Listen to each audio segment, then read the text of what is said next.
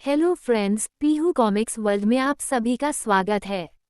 Comics की दुनिया से जुड़ने और बचपन की सुनहरी यादों में खो जाने के लिए चैनल को सब्सक्राइब करें।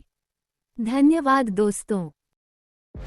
हेलो फ्रेंड्स, आज हम पढ़ेंगे राज कॉमिक्स में नागराज और बुकाकू, जिसके लेखक हैं संजय गुप्ता जी। अफ्रीका के जंगल में यह सपेरा कोई बड़ा यज्ञ कर रहा है। मुझे नागलोक का राजा वासुकी चाहिए। सपेरे ने डाली यज्ञ की अग्नि में आहुति। किसी बड़े लक्ष्य की प्राप्ति के लिए वह वासुकी को प्रसन्न करने में लगा हुआ था, किंतु उसके मंत्र वह आहुति कुछ काम नहीं आ रहे थे। यह देख उत्तेजित हो उठा सपेरा। हे नाग सम्राट, अब मैं अपनी जीभ अग्नि के हवाले कर रहा हूँ। और तभी अगले ही पल कटी हुई जीभ हवन कुंडिनी की अग की ओर लपकी, किंतु सपेरे की जीभ वह लपलपाती हुई अग्नि छू भी नहीं पाई थी। तभी प्रकट हुए वासुकी। वासुकी की कृपा से सपेरे की जीभ वापस जुड़ गई। भगवान, मुझे शक्ति खड़ग प्रदान कर कृतार्थ करे।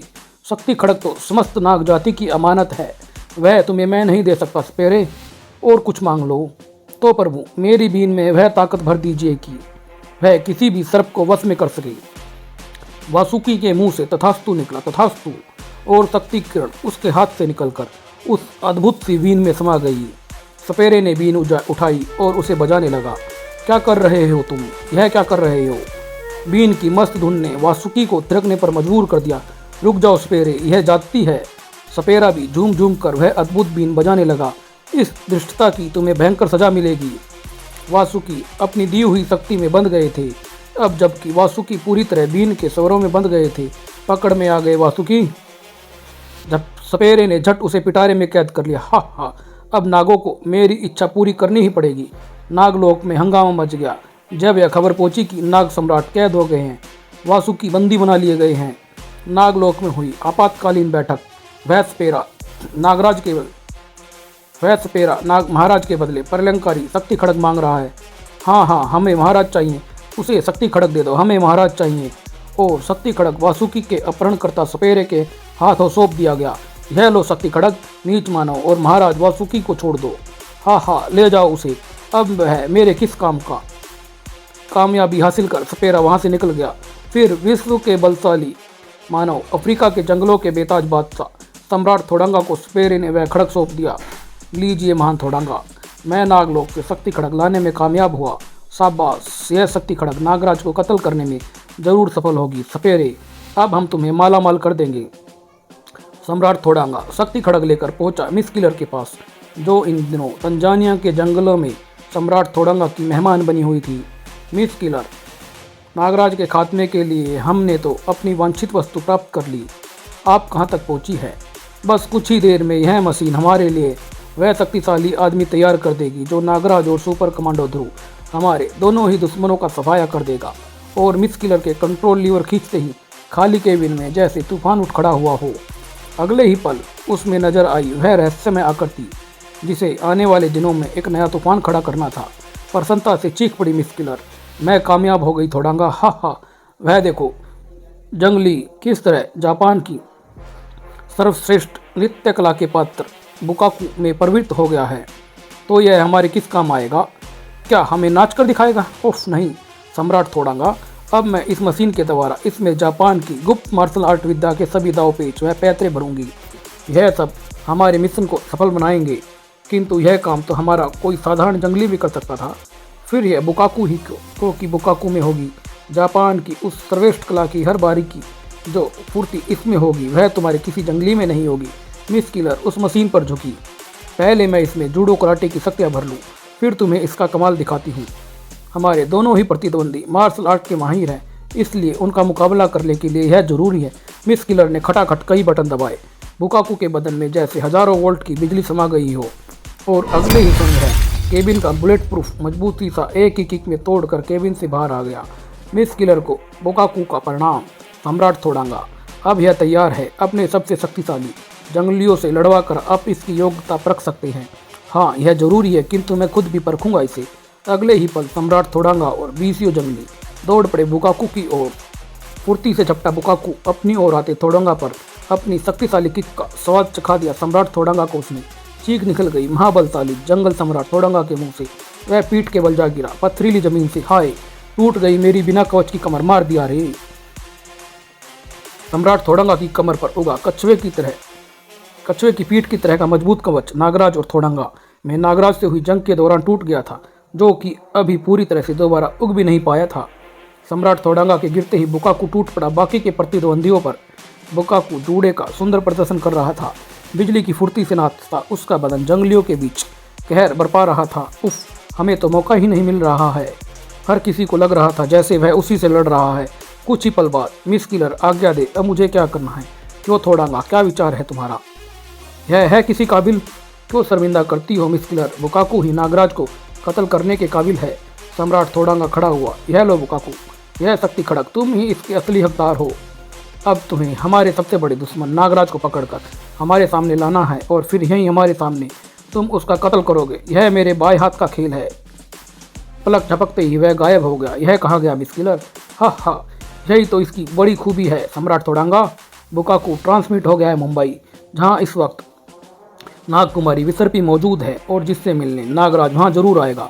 बुकाकू जब चाहे जहां चाहे ट्रांसमिट हो सकता है। अब हम इस स्क्रीन पर देखेंगे नागराज और बुकाकू का टक्कर। अब मुझे हमारी जीत और नागराज की हार का विश्वास होने लगा है। असाधारण शक्तियों का स्वामी नागराज जादू के शहंशाह का आतंक समाप्त कर आ गया था हिंदुस्तान। तुतैन खामेन से शानदार टक्कर मैं कभी नहीं भूल सकता। विसर्पी मुंबई शिक्षा ग्रहण करने आई हुई है और अब मैं उसे मिलने उसके होटल जा रहा हूँ। वह फिर होटल से बाहर निकला। वह मुझसे मिलकर कितना खुश होगी, किंतु होटल पहुंचकर नागराज को लगा एक झटका। विसर्पी, वह तो 4 दिन से होटल से गायब है। पुलिस भी थक हार कर बैठ चुकी है।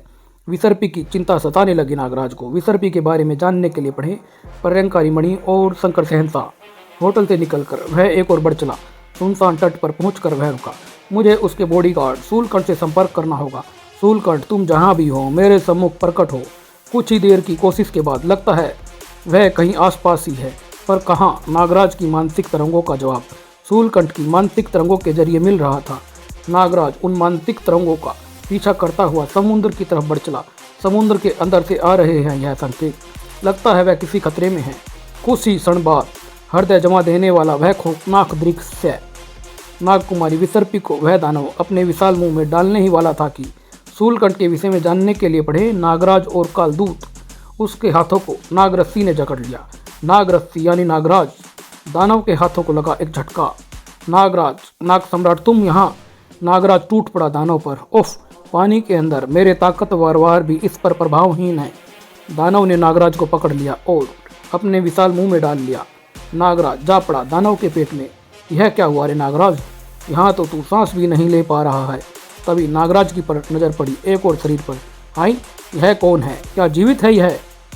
शीघ्र ही नागराज का दम घुटने लगा। सर्पदंशी अब मुझे इस विपत्ति से निकाल सकता है। बाहर दानव का आतंक जारी था। वह विसर्पी की तरफ बढ़ा। नागराज को तो तू निगल ही चुका है दानव, अब मुझे भी निगल ले। किंतु तभी दानव को लगा एक भयानक झटका। उफ, यह क्या हुआ? अगले ही क्षण दानव भयंकर चित्कार कर उठा। समुद्र के पानी में भयंकर हलचल मच गई। देखते ही देखते दानव का विशाल शरीर गलने लगा। घोर आश्चर्य, दानव का शरीर पिघल रहा है। यह तो नागराज के विष का कमाल है। दूसरे ही पल नागराज, अरे वह विषाक्त को उठाए ला रहा है। क्या विषाक्त जिंदा है? कुछ देर बाद समुद्री नागलोक के विषाक्त नागराज को अपने साथ घटी घटना का विवरण दे रहा था। नागराज, हम समुद्री नाग कभी कभी घूमने के लिए समुद्र के बाहर भी चले जाते हैं। ऐसे ही एक दिन यह दोनों मुझे मानव नहीं लग रहे हैं। जरूर ये नाग मानव है। शूलकंठ, रविवार को समुद्र तट पर घूमना कितना अच्छा लगता है। हाँ नागकुमारी। तभी एक तरफ शोर मच उठा। हा हा, चलो बीच खाली करो, पंगा दादा आ रहे हैं, हुर्र हुर्र। विसर्पी के पास पहुंचकर जीप से एक मजबूत हाथ निकला और हुर्रे सुंदरी, हाय हाय सुंदरी, ओह छोड़ो मुझे। सन रह गया पल भर को शूलकंठ। वह चीखता हुआ उन जीपों की तरफ दौड़ा। महाबली विषाक्त जो यह सब देख रहा था तेजी से हरकत में आया। रुक जाओ कमीनों, कुमारी विसर्पी को छोड़ दो। मुझे इन्हें उन इंसानी दरिंदों से बचाना होगा। और एक के पीछे एक 2 धमाके गूंजे। तब जबकि आउच, पंगा दादा से पंगा नहीं बचेगा, अब ये नहीं बचेगा।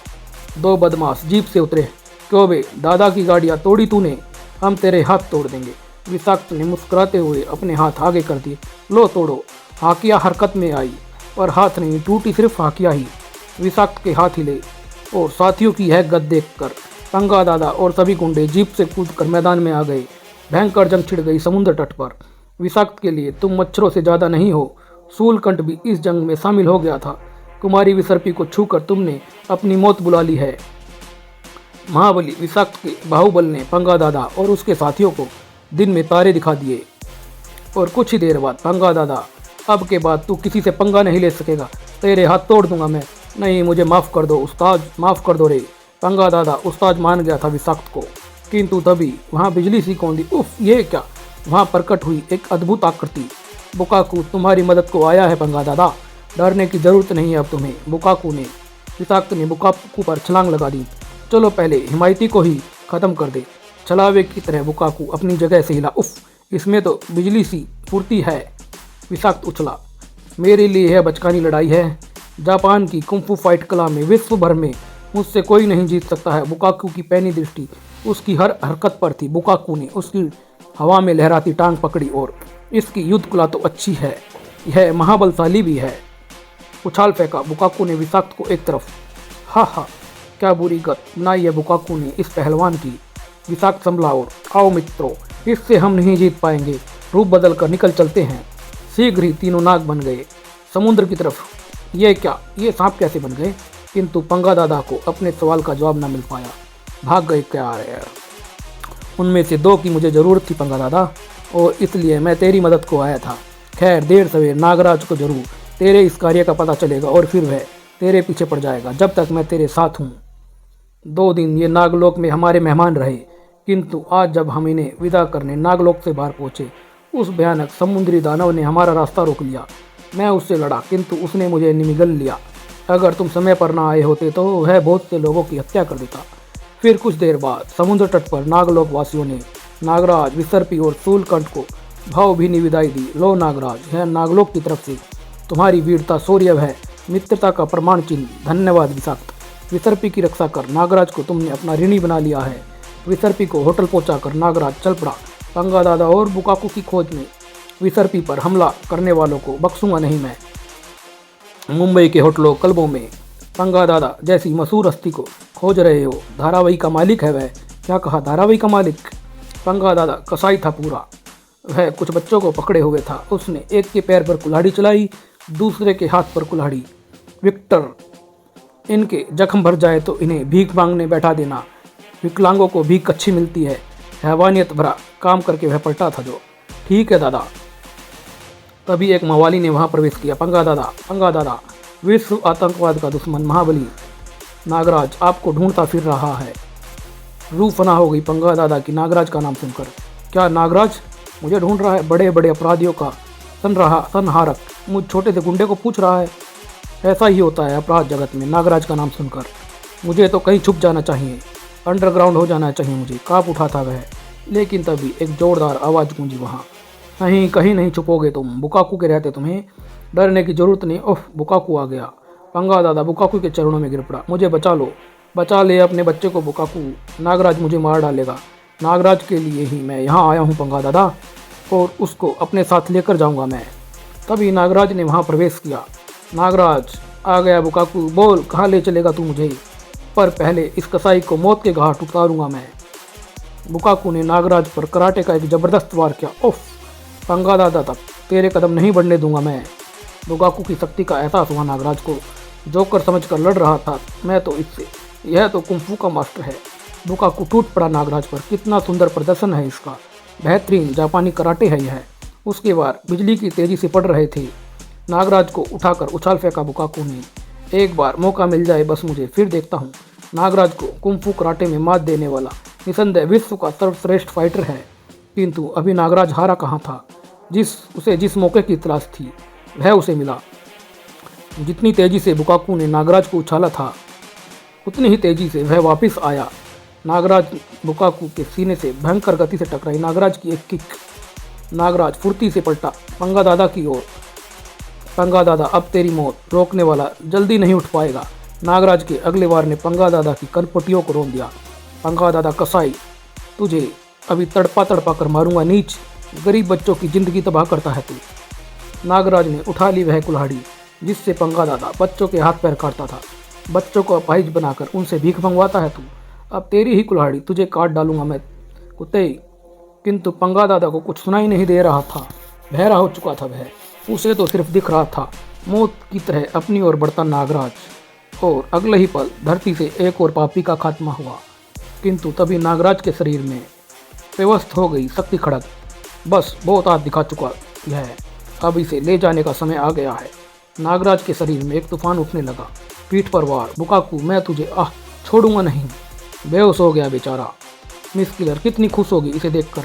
हा हा हा।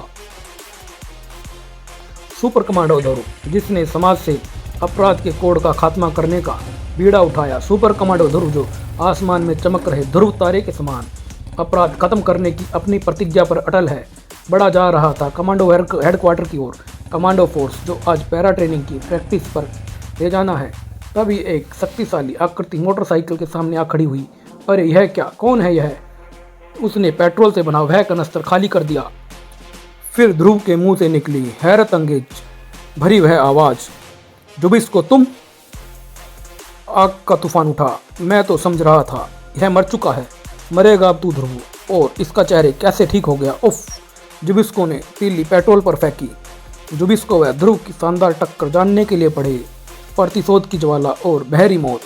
विश्व के सबसे ताकतवर आदमी के नाम से मशहूर ग्लोब सर्कस के कलाकार जुबिस्को ने ध्रुव को गुस्सों का स्वाद चखाया। कहीं ना कहीं कोई गड़बड़ जरूर है। उफ। ताकत में निसंदेह वह ध्रुव से ज़्यादा शक्तिवान था, लेकिन अभी तो इससे निपटना ही मुश्किल हो रहा है। ध्रुव ने कनस्तर उठा लिया। अब यही मुझे जुबिस्को से बचाएगा। और ध्रुव ने पलट कर वार किया। फिर ध्रुव ने खाई एक कलाबाजी। इस किक में बड़ी ताकत है पहलवान।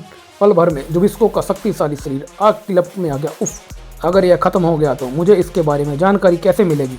किंतु तभी अगले ही पल वह हैरान रह गया। एक चमक के साथ वह गायब हो गया। हाय, यह क्या मिस्ट्री है? कमांडो हेडक्वार्टर के पास पहुंचते ही एक शरीर तेजी से ध्रुव से टकराया। उफ, यह क्या है? दोनों फुर्ती से खड़े हुए।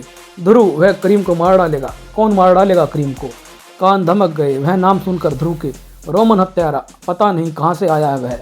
करीम उसके शिकंजे में फंसा हुआ है। रोमन हत्यारा, यह फिर कहाँ से आ गया? रोमन हत्यारे ने करीम की गर्दन दबोच रखी थी।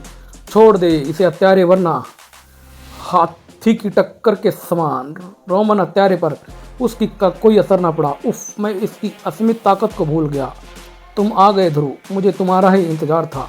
ध्रुव का एक बेहतरीन कॉमिक्स रोमन हत्यारा जरूर पढ़े।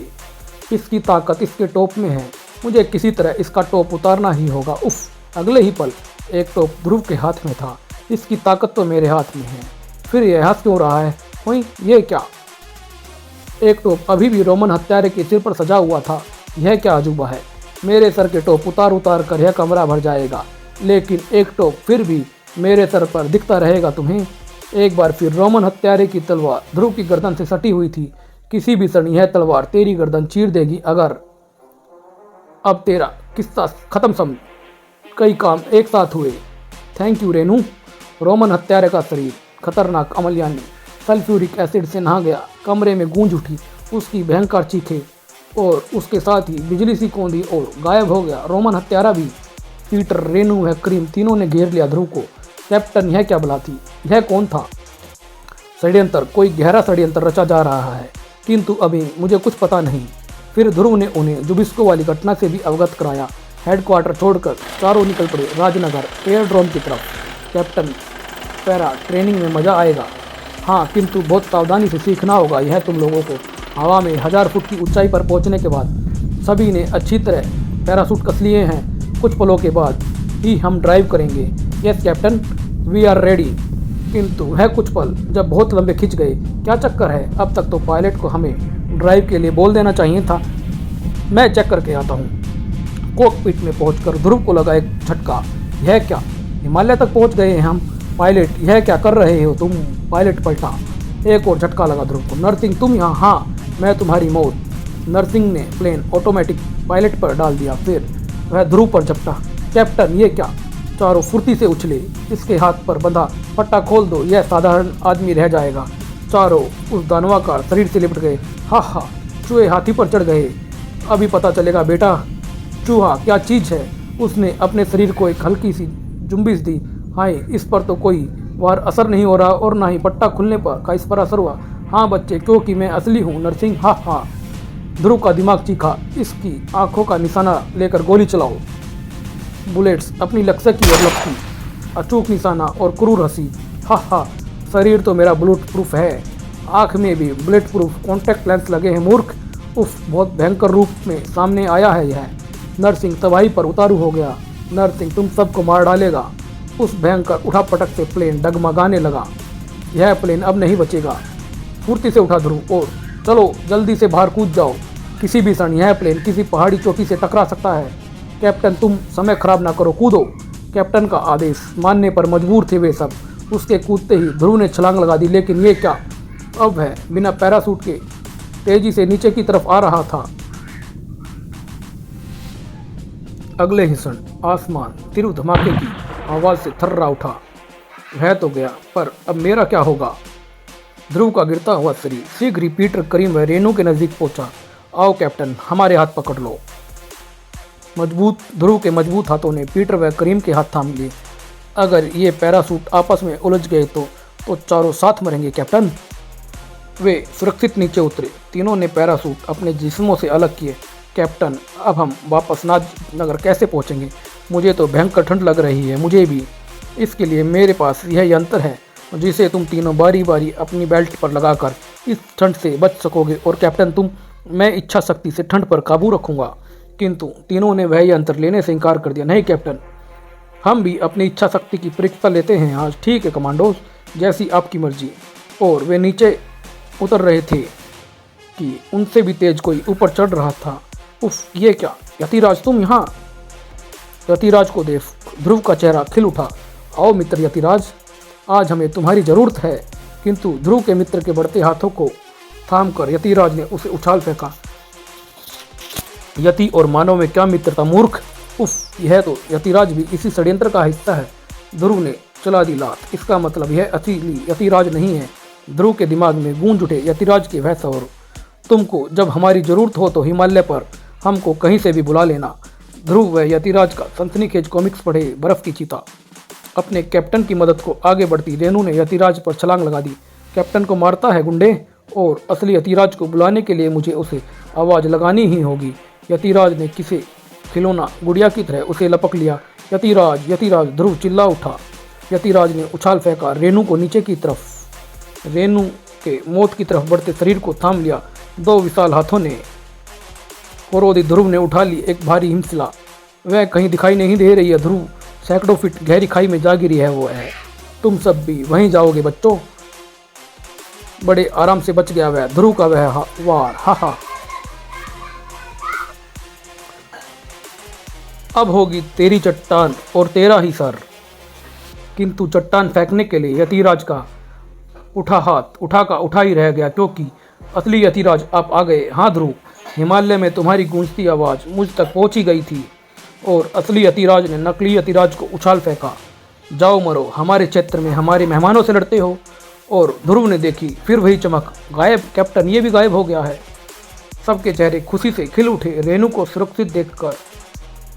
रेनू, मुझे यतिराज ने बचाया है ध्रुव। और फिर राजनगर आईजी राजन के सामने। और फिर हम पास के भारतीय सैनिक शिविर तक पहुंच गए, जहां से हम सभी आर्मी हेलीकॉप्टर द्वारा यहां पहुंच गए। लेकिन यह कैसा षड्यंत्र चल रहा है तुम्हारे खिलाफ? मैं इसकी तह तक जरूर पहुंचूंगा पापा। भैया, आपने वादा किया था कि आज हमारे साथ नेशनल लेक में हो रही नौकायान प्रतियोगिता देखने चलेंगे। क्यों नहीं, उसमें तुम जो हिस्सा ले रही हो। नेशनल लेक नौकायान प्रतियोगिता पूरी तेजी पर थी। शाबाश श्वेता, बैकअप, श्वेता ही जीतेगी। किंतु तभी श्वेता और जीत के बीच सर उठाया उस शैतान ने, समुद्र का शैतान। और श्वेता को दबोचकर वह विद्युत गति से टापू की ओर तैरने लगता है। यह क्या हो रहा है? सभी गड़े हुए मुर्दा जिंदे हो रहे हैं। श्वेता को खतरे में देखकर ध्रुव ने लेक में छलांग लगा दी और स्टीमर चल पड़ा टापू की ओर। और तेज चलाओ, कहीं वह श्वेता को कोई अहित न कर दे। खतरे की भयानकता का आभास श्वेता को भी था, किंतु खुद को डरपोक दिखाने वाली श्वेता की बहादुरी का कोई मुकाबला था। भैया का इससे मुकाबला बहुत जोरदार रहा था। अब इससे लड़ने में मजा आ जाएगा। तभी श्वेता के हाथ में चमकने लगा एक छुरा और अगले ही पल गुलाबी खून है इसका तो। जोरदार मुकाबला यानी ध्रुव का कॉमिक्स। समुद्र का शैतान पढ़ना ना भूले। दर्द से तिल मिलाकर समुद्री दैत्य ने श्वेता को उछाल फेंका। बस इतना समय काफ़ी है मेरे लिए, मुझे चंडिका बनने के लिए। और समुद्री दैत्य की पीठ पर पड़ी चंडिका की जबरदस्त किक। बाप रे, इतनी जबरदस्त किक से भी यह जरा भी नहीं हिल रहा है। दैत्य पलटा। उफ, इससे टक्कर सचमुच बहुत भारी पड़ेगी। चंडिका टकराई जमीन से और दलदल। उफ माय गॉड, अब भैया की आवाज़ भी आ रही है। यह क्या, दानव मुड़ क्यों रहा है? दैत्य इसलिए मुड़ रहा था क्योंकि उसकी मनचाही चीज़ जो करीब आ रही थी उसके। सुपर कमांडो ध्रुव चंडिका दलदल में, और श्वेता कहाँ है? ध्रुव चंडिका की मदद को लपका, किंतु तभी पहले इससे निपटना पड़ेगा मुझे। मसाल संभाल फुर्ती से उठा ध्रुव। पिछली बार भी यह आग से मरा था, यह इससे जरूर घबरा जाएगा। लेकिन ध्रुव के आश्चर्य की कोई सीमा न रही जब ओफ, इसके निर्माता ने इसमें पिछली कमी दूर कर दी है। तभी ध्रुव का हाथ थामा चंडिका ने। ध्रुव, इसको दलदल में धकेल दो। दोनों की इकट्ठी ताकत ने उछाल फेंका दैत्य को दलदल में। धन्यवाद चंडिका, तुम्हारा आइडिया बहुत बढ़िया रहा, वरना इस शैतान से निपटना बहुत मुश्किल था। अब मुझे श्वेता भी तो बनना है। और चंडिका निःशब्द वहाँ से गायब हो गई, साथ ही दैत्य भी गायब। ये क्या, दोनों गायब? फिर श्वेता मिली ध्रुव को। यूँ लगता है चंडिका के बीच में आ जाने से दैत्य इस डरपोक को यहीं छोड़ गया होगा और यह हो गई बेहोश। ड्रामा कामयाब रहा मेरा। घर पहुंचने पर भैया, मैं अब कभी नदी या समुद्र के पास नहीं जाऊंगी। हाँ, और नल के पास भी मत जाना। हा हा, डरपोक कहीं की। दूर इन दृश्यों का आनंद कोई और भी ले रहा था। सम्राट थोड़ांगा, देख रहे हो कैसे इस मशीन से मैं ध्रुव की जिंदगी के पिछले प्रतिद्वंदियों को तैयार करके उन्हें ध्रुव के सामने ट्रांसमिट कर देती हूँ और फिर चलता है चूहे बिल्ली का खेल। हा हा, you are genius. Miss killer ने कंट्रोल लीवर खींचा। पहले मैं उसे बुरी तरह छका दूंगी, फिर बुकाकू जब नागराज को यहाँ ले आएगा तो उसे ध्रुव को भी पकड़ने भेज दूंगी। खाली पड़े केबिन में अब नजर आ रहे थे 4 कंकाल है। कपालिक, हा हा, अब देखना इन 5 का ध्रुव से मुकाबला। उधर राजनगर कालिंदी कुंज में ध्रुव, कोई बड़ा आपराधिक संगठन वैज्ञानिक शक्तियों से तुम्हें परेशान कर रहा है। हाँ नताशा, मुझे भी यही लगता है। तुम्हें किसी पर शक है? हाँ, 2 पर, मिस किलर और ग्रैंड मास्टर रोबो, यानी तुम्हारे पिता, क्योंकि यही दोनों वैज्ञानिक शक्तियों से लैस हैं। ध्रुव के शब्दों से नताशा के दिल को गहरी चोट लगी। मेरे पिता ग्रैंड मास्टर रोबो, बार बार यह कहकर मेरे दिल को ठेस पहुंचाते हो तुम। तुम्हें पता है मैं उन्हें छोड़ चुकी हूँ। I am sorry Natasha. तभी सुनसान पार्क डरावनी चीखों से गूंज उठा। अरे यह क्या, कैसी आवाज़ें आ रही है? ऐसा लग रहा है जैसे एक साथ कई लोगों के गले काटे जा रहे हो। तभी प्रकट हुई वहाँ वे भयानक आकृतियाँ। यह क्या, शायद 3 आयामी आकृतियाँ, यानी 3D डायमेंशनल रूह का शिकंजा वाली। और गूंजी वह भयानक आवाज़, ये प्रेत तुम दोनों को चीर फाड़ डालेंगे। ध्रुव, कपालिका, तुम यहाँ?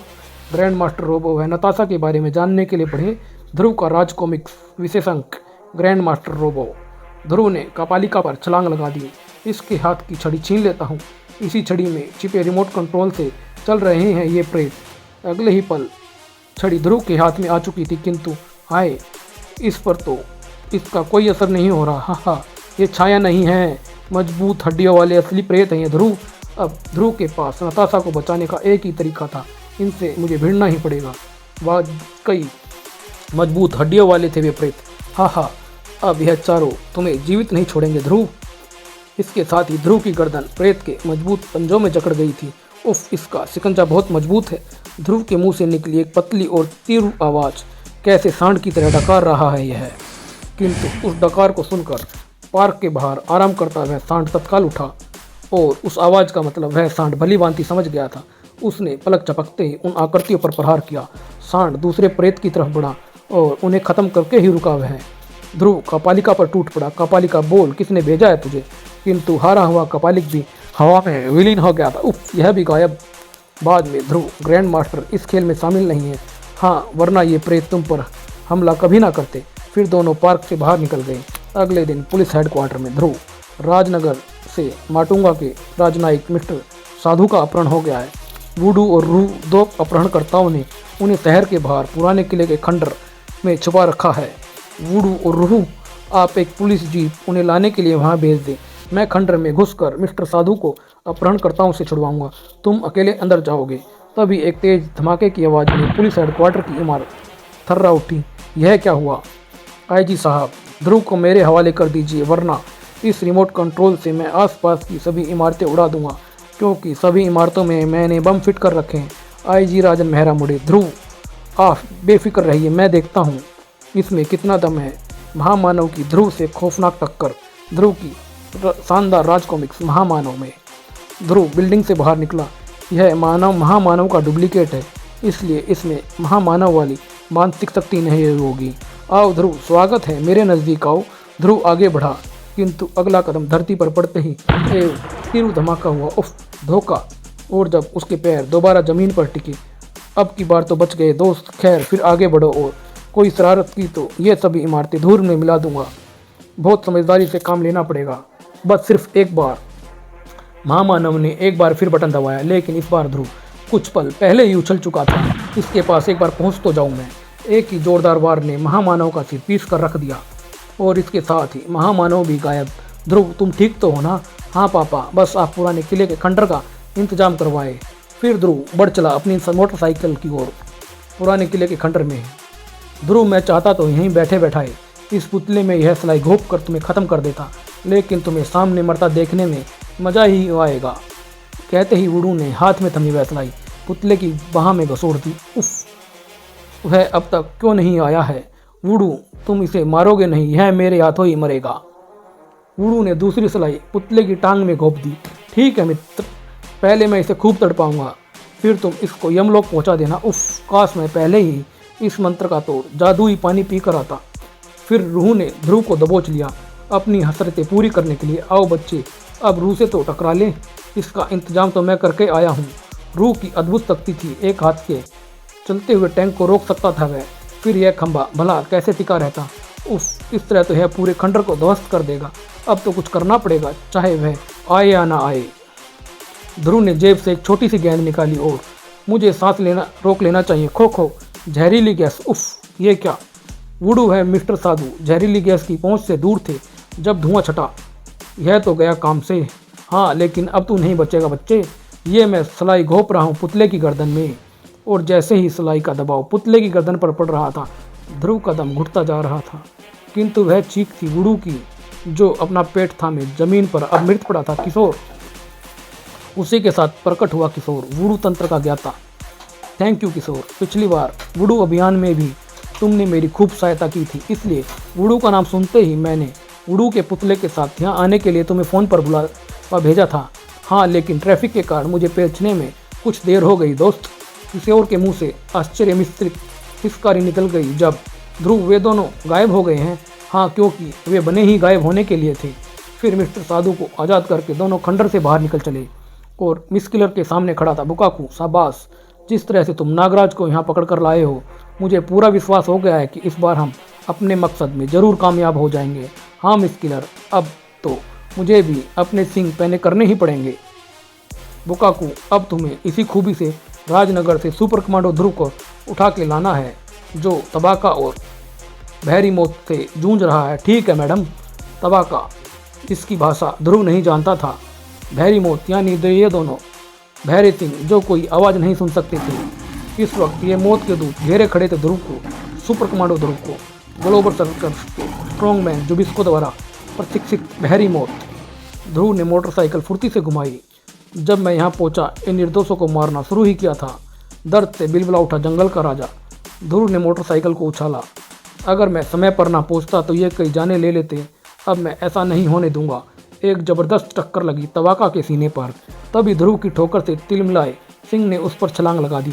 पुलिस अभी तक नहीं आई है, हम ही कुछ करें। उफ, बहुत जल्दी मौका मिल गया इन्हें। और फिर खाली हाथ वह सीधे उस दरिंदे से जा टकराया।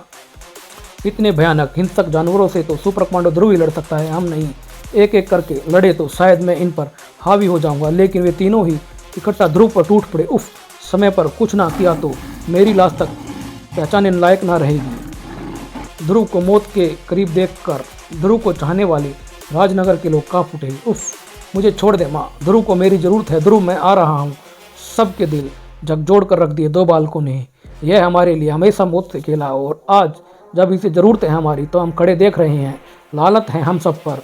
भीड़ शोर मचाती हुई ध्रुव को बचाने भागी। ध्रुव ध्रुव ध्रुव ध्रुव का उत्साह बढ़ा। उसने अपनी शक्ति संचित की और सबसे पहले उसने उछलकर एक शेर की आंखों में उंगलियां घोंप दी।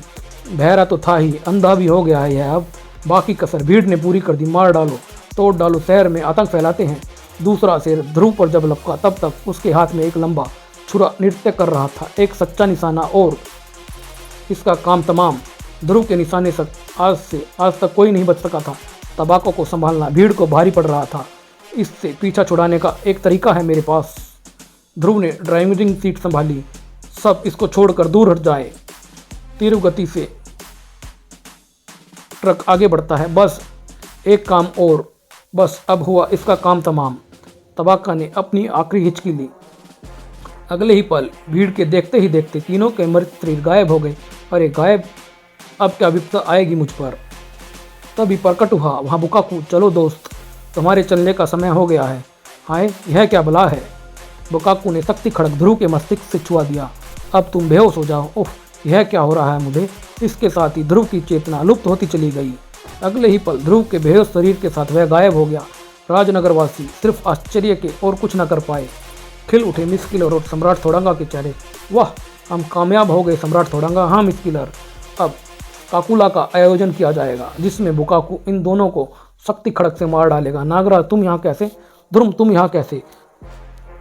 नागराज और ध्रुव दोनों ही हैरान थे एक दूसरे को देखकर। दोनों ने एक दूसरे को आप बीती सुनाई। उफ, तो इसका मतलब है कि इस बार मिस किलर और थोड़ंगा मिलकर हम दोनों को ख़त्म करना चाहते हैं। मिस किलर को तो मैं जानता हूँ नागराज, लेकिन यह थोड़ंगा क्या बला है। नागराज ने ध्रुव को थोड़ंगा के बारे में बताया। उफ, मेरे ही जानवरों के इस तारे को तो सजाए मौत मिलनी चाहिए। हाँ, किंतु पहले इस कैद से आज़ाद होना आवश्यक है दोस्त। तभी दोनों का ध्यान उन कराहटों की तरफ गया। लगता है इन दोनों को होश आ रहा है, लेकिन कौन है ये। जल्दी दोनों उठ खड़े हुए। कौन हो तुम दोनों। मैं कंटाली और हेमंटाली। तुम नागराज हो ना। हाँ, लेकिन तुम मुझे कैसे जानते हो। हम मकालू कबीले के सरदार ओसाका के बेटे हैं। थोड़ंगा, गुटारू व जीपा को मात देने के बाद तुम तो चले गए, किंतु भागे हुए थोड़ंगा ने वापिस आकर पुकारू, कांगो, जागोता के साथ हमारे कबीले का विनाश कर दिया। बहुत से कबीले वासियों की हत्या कर दी। हम दोनों भाग खड़े हुए और पिता की हत्या का बदला लेने के लिए जंगलों में छुप रहे थे। हम सम्राट थोड़ंगा के बारे में जानने के लिए पड़े। नागराज और काबुकी का खजाना और नागराज और थोड़ंगा, किंतु हम उसका कुछ न बिगाड़ सके और आखिरकार बुकाकू द्वारा पकड़ लिए गए। जंगली कबीलों के सरदारों को अपनी ताकत दिखाने के लिए यह हर साल काकुला का आयोजन करता है, जिसमें वह अपने वीरों को जंगल के बलिष्ठ लोगों से प्रतियोगिताएं करवाकर जंगल के बलिष्ठ युवकों की हत्या करवा देता है। उन दोनों की गाथा सुनकर नागराज व ध्रुव का क्रोध 7वें आसमान पार कर चुका था। अब ये काकुला में उससे विपरीत होगा। कंटाली और मकालू कबीले वासियों की हत्या का बदला भी जरूर लिया जाएगा। काकुला का एक बहुत बड़ा आयोजन जिसमें सभी जंगली कबीलों के सरदार आमंत्रित होते हैं। भयानक व रोमांचक प्रतियोगिताएं देखने को उपस्थित सरदारों को सम्राट थोड़ंगा का अभिनंदन। हर साल की तरह काकुला उत्सव बड़ी धूमधाम से मनाया जा रहा है। इस बार एक तरफ आपके सम्मुख मौजूद हैं नागराज, सुपर कमांडो ध्रुव, कंटाली और मंटाली, और दूसरी तरफ है जागोता, पुकारू और कांगो और बुकाकू।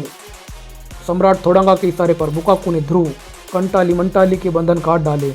अब होगी खूनी लड़ाई। इसने नागराज को आज़ाद क्यों नहीं किया है। ये चाहते क्या हैं। अगले ही पल जागोता कंटाली से, पुकारू मंटाली से और कांगू ध्रुव से उलझ पड़े।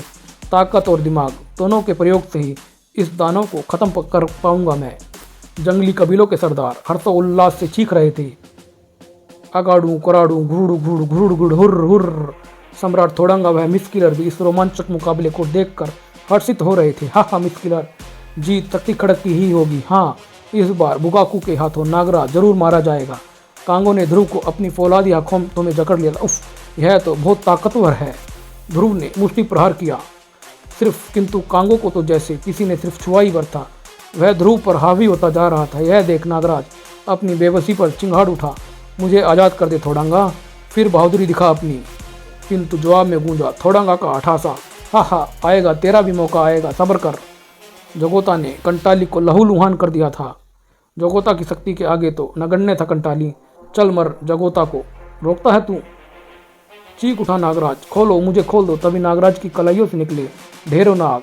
नागानंद, नागनाथ, आज़ाद करो मुझे। एक असंभव से कार्य में जुट गई नागसेना। मंटाली का तो कचूमर ही निकाल दिया था फुकारू ने। उफ आह! इस दरिंदगी का आनंद ले रहे जंगली सरदारों की हर्ष ध्वनि ने आसमान सिर पर उठा रखा था। कांगो ने ध्रुव को बेबस कर दिया था। उफ, अब मैं कुछ नहीं कर पा रहा हूँ, यह दरिंदा मुझे निकल जाएगा आज।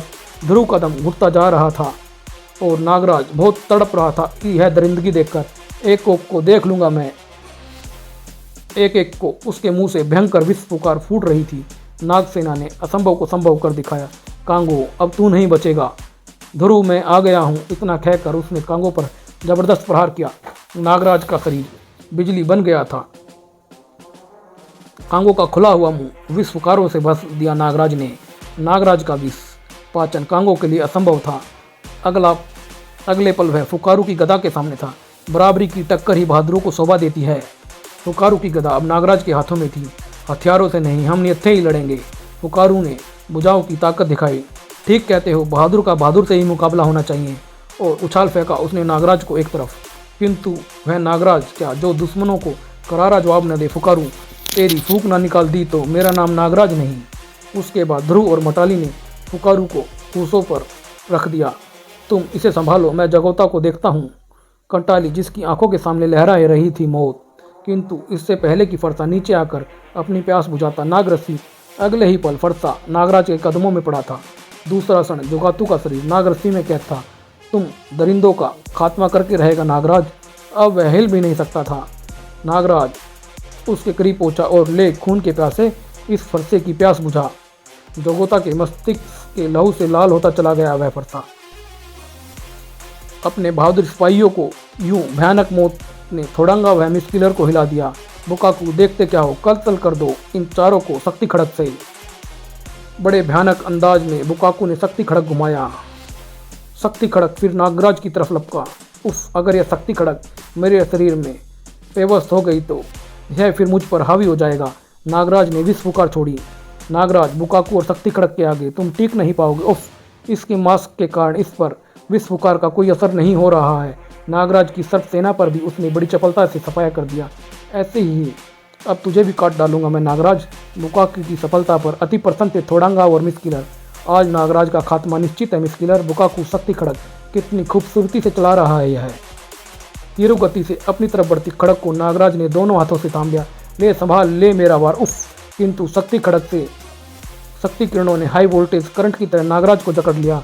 हा नागराज, अब तू मरा समझ। उफ, यह क्या, मेरे हाथ तो इससे चिपक कर रह गए हैं। नागराज की सारी शक्ति सोख रही थी। शक्ति खड़ग, जिससे पूरा अपराध जगत कांपता है, वह खुद कैसे कांप रहा है आज। मेरी शक्ति क्षीण होती जा रही है। उफ, मौत कितने करीब है। कुछ उफ, नागों का आह्वान करने से शायद कुछ हो सके। नागराज के होठ गोल हुए और निकली एक आवाज़। पराजित होते नागराज को देखकर बुकाकू का अठासा जंगल में गूंजने लगा। मिस्किलर, हम नागराज की लाश की मम्मी बनाकर अपने पास रखेंगे। नहीं, मैं इसके शव को जापान ले जाऊंगी। मेरे वैज्ञानिक इस पर रिसर्च करेंगे।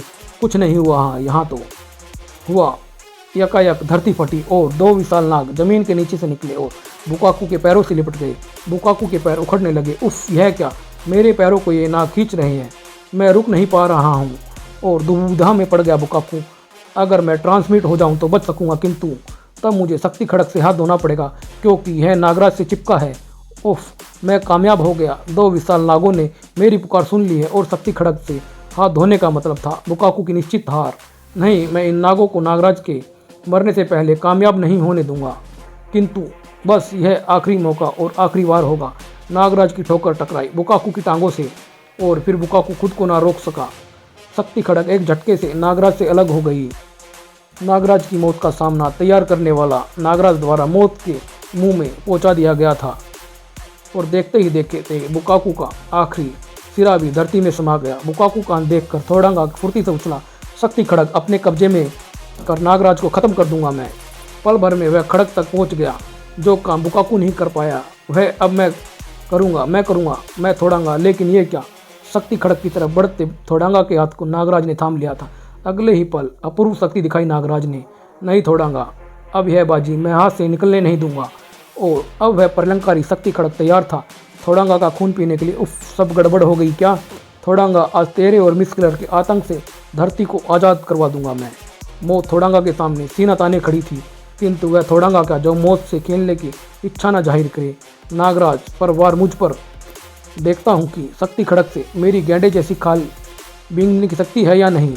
नागराज ने पूरी शक्ति से वार किया, किंतु नागराज का वह भयंकर वार खाली गया, क्योंकि मिस किलर ने अपने साथ साथ थोड़ांगा को भी ट्रांसमिट कर लिया था। भाग गए दोनों, मौत सामने देखकर, और भाग गए उसके सभी हिमायती भी। और तभी एक चमक के साथ प्रकट हुए वहाँ नाग सम्राट वासुकी। नागराज, ये शक्ति खड़ग नागलोक की अमानत है, लीजिए सम्राट। नाग जाति के लिए नागराज की सभी सेवाएं अर्पित हैं। नागराज, यूँ तो तुम सर्वशक्तिमान हो, किंतु फिर भी जब कभी हमारी जरूरत पड़े सिर्फ हमें याद कर लेना। शक्ति खड़ग लेकर नाग सम्राट वासुकी विलुप्त हो गए। फिर मकालू कबीले ने, कंटाली और मंटाली ने नागराज व ध्रुव का शानदार स्वागत किया। धन्यवाद नागराज, एक बार फिर तुमने जंगल वासियों को थोड़ांगा के आतंक से मुक्त करवा दिया है। यह तो मेरा फर्ज था दोस्तों। भाई नागराज ने ध्रुव को मिलवाया सतरंगा से। वाह नागराज, क्या खूब है तुम्हारा दोस्त सतरंगा। हाँ, 2 साल बाद भी नहीं भुलाए हैं मुझे। फिर कंटाली व मंटाली से विदा लेकर नागराज व ध्रुव चल पड़े वापस अपने अपने लक्ष्य की ओर। नागराज, यह दोनों शक्तियाँ अभी ख़त्म नहीं हुई हैं, ये फिर सर उठाएंगे। हाँ मित्र, किंतु तब भी इनसे टकराने के लिए होंगे नागराज और ध्रुव। एयरपोर्ट पर दोस्त, मैं अब जाऊंगा राजनगर, जहां सभी मेरा इंतजार कर रहे होंगे, और मैं अपने अपराध उन्मूलन के लंबे सफ़र पर जाऊंगा दोस्त। और यह अंक यहीं समाप्त होता है। धन्यवाद दोस्तों।